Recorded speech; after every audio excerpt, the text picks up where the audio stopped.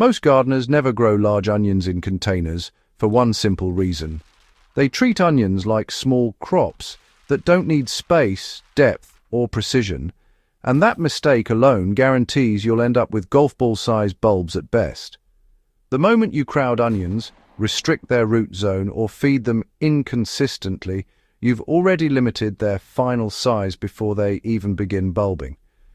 I've seen it over and over again in raised beds, buckets, hydro systems, and backyard setups. People blame the variety, the weather, even the soil, but the real issue is almost always how the plant is managed from day one.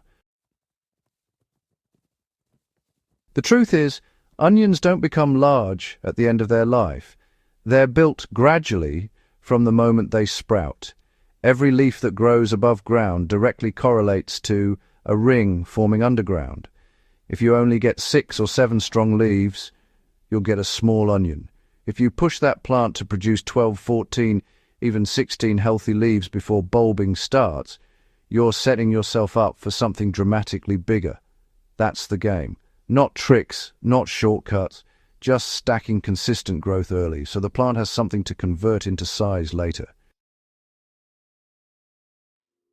And before we go further, I want to say something that matters beyond the garden. If you're someone who enjoys learning, growing your own food, and building something real with your hands, you already understand the value of care and consistency. There are dog rescue organizations out there doing that same kind of work every single day, rescuing abandoned and injured dogs, feeding them, treating them, giving them a second chance. They rely entirely on donations to keep going. If this kind of content resonates with you and you're in a position to help, even a small contribution can make a real difference. It's one of those things where a little truly goes a long way, and it saves lives. Now, if you're serious about growing baseball-sized onions in containers, the first non-negotiable is container size and type. This is where most people fail immediately. A standard 5-gallon bucket is not enough if your goal is maximum bulb size. It restricts lateral root expansion and holds moisture unevenly, which stresses the plant. What I've consistently had the best results with are 15-gallon heavy-duty fabric grow bags. I'll link it in the description below. These allow roots to breathe, prevent circling, and maintain a more stable moisture profile. More importantly, they give the bulb enough room to expand naturally without resistance from hard container walls.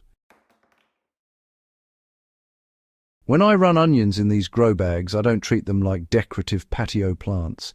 I treat them like field crops in a controlled environment. One bag gets 3 to 4 onions maximum if I'm pushing for size. Not 10, not 8, 3 to 4. That spacing alone makes a massive difference. Each plant gets access to nutrients, airflow, and light without competition. In smaller setups like balconies or tight backyard spaces, that might feel inefficient. But if your goal is size, density has to go. The soil mix is another area where people cut corners, and it shows in the final bulb. Garden soil alone is too dense for containers, and standard potting mix is often too light and nutrient poor. What works best is a balanced mix that holds moisture but drains well. I use roughly 40% high-quality compost, 40% cocoa coir or peat-based mix, and 20% perlite or coarse sand. That combination gives you structure, nutrient retention, and aeration all at once. If you skip the compost or go too heavy on peat, your onions will stall halfway through their growth cycle. Feeding onions properly is where most growers either unlock huge bulbs or completely sabotage themselves. Early growth demands nitrogen. This is what drives leaf production, and as I mentioned earlier, leaves equal rings. I feed a nitrogen-rich liquid fertilizer every 7 to 10 days during the vegetative stage. Not guessing, not whenever I remember, consistently. But here's where nuance matters. The moment bulbing begins, you have to pull back on nitrogen and shift toward phosphorus and potassium. If you keep pushing nitrogen too long, you'll get lush green tops and disappointing bulbs. Watering seems simple, but it's actually one of the biggest variables affecting size. Onions, well, they hate inconsistency more than almost anything else. If you let the soil dry out completely and then flood it, you're just stressing the plant repeatedly.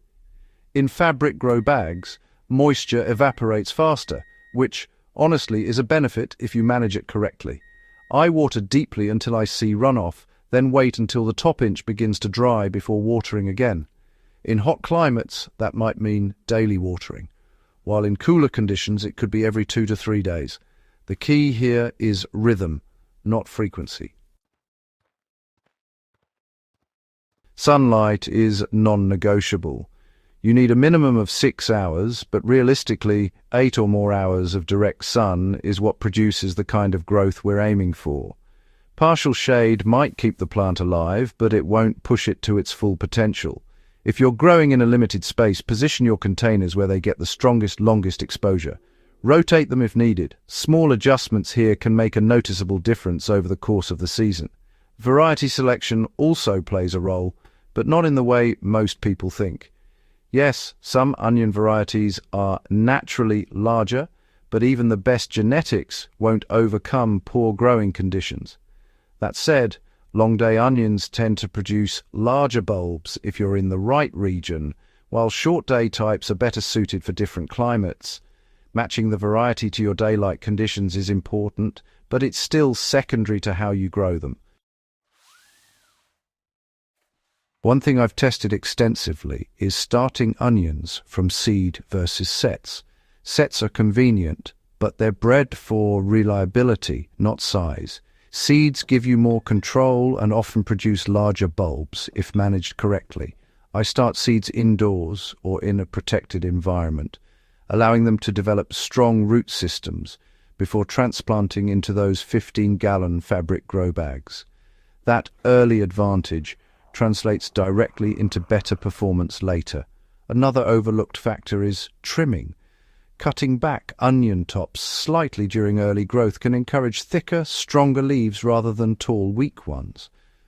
I don't do this aggressively, but a light trim once or twice in the early stage can help redirect energy into root and base development. It's not mandatory, but in my experience it contributes to more robust plants overall.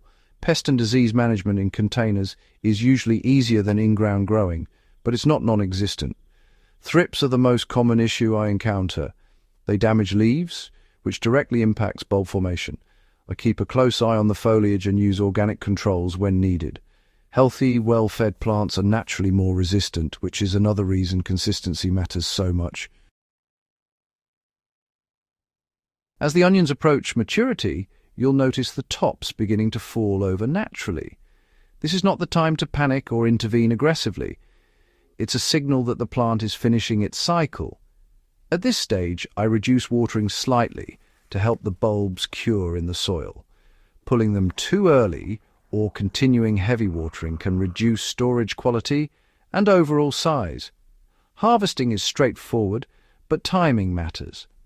I wait until most of the tops have fallen and started to dry.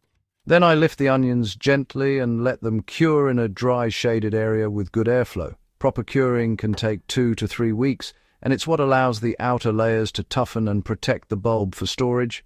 If you've followed everything up to this point, spacing, feeding, watering, sunlight, and container choice, you'll notice something very different when you harvest.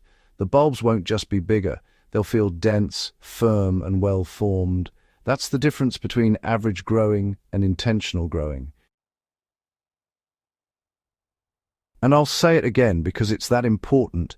Those 15-gallon fabric grow bags aren't just a convenience, they're a foundation. Every time I've tried to push size in rigid containers or undersized pots, I hit a ceiling. The plants simply don't have the environment they need to reach their full potential. Once I standardized my setup with these, everything became more predictable and scalable. At the end of the day, growing baseball-sized onions in containers isn't about luck or secret techniques. It's about eliminating limitations. Every decision you make either supports the plant's ability to grow large or quietly restricts it. When you remove those restrictions one by one, size becomes the natural outcome. If you found this useful, subscribe and share it with someone who's serious about growing better food, not just more food. Because the difference between a small harvest and an exceptional one usually comes down to knowledge applied consistently. And if you're setting up your next container grow, those fabric grow bags we talked about earlier might quietly be the upgrade that changes everything without you even realizing it at first.